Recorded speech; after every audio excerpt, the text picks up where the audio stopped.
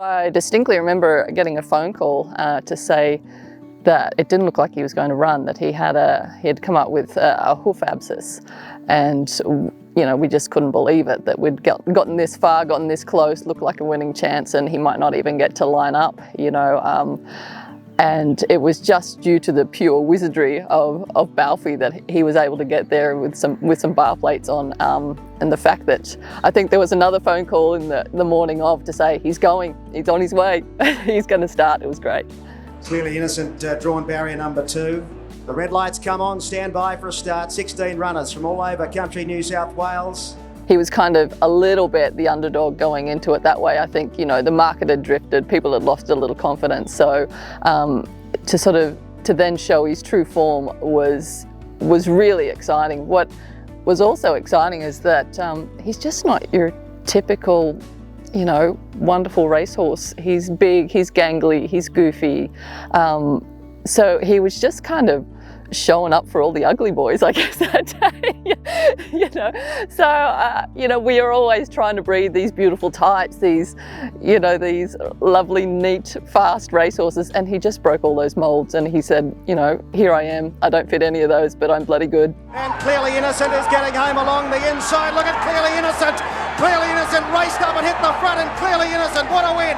Got up to win it from Pera, ever so natural, then another. Remember when he was born and he was just all legs and gangly, and I remember we sort of had him locked up in a yard for a little while because he just sort of couldn't find his legs. He was so awkward, and he had multiple x-ray issues, big cysts in his stifles and OCDs and all sorts of things. Finally we sort of got around to breaking him in, and the breaker returned some news one day that he was making a noise, I think just while he was trotting along. And turns out he was a roarer as well as all of his x-ray issues as well. So prior to him even having a start, he was just plagued with issues. And I just remember thinking, why are we bothering with this horse? He's just got so many issues that are going to come against him. He's never going to have a start. Anyway, he had his wind up, he had plenty of time to mature. I think he was maybe with Greg Bennett for 12 months before he even had a trial, just using a bit of patience and giving him that time to mature properly, and look what happened. Unbelievable, Clearly Innocent. Everyone had him dead and buried. Greg Bennett, the faith has been repaid. You never gave up and you've got it.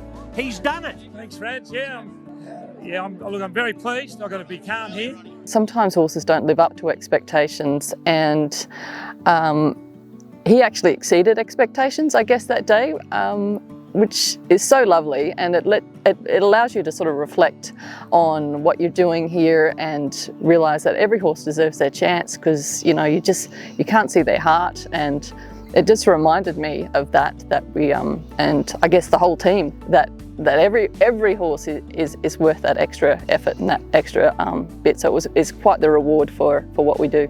He's chief Easter yearling nanny at the moment here. He just kind of gets the life of luxury. He babysits various horses along the way, still lines up for his breakfast. He's first at the feed bin, and deservedly so. He's got a special place in our hearts here, and he'll always have a home here. He's spent those years thrilling us on the track, and we will repay that with a most comfortable and worthy retirement here.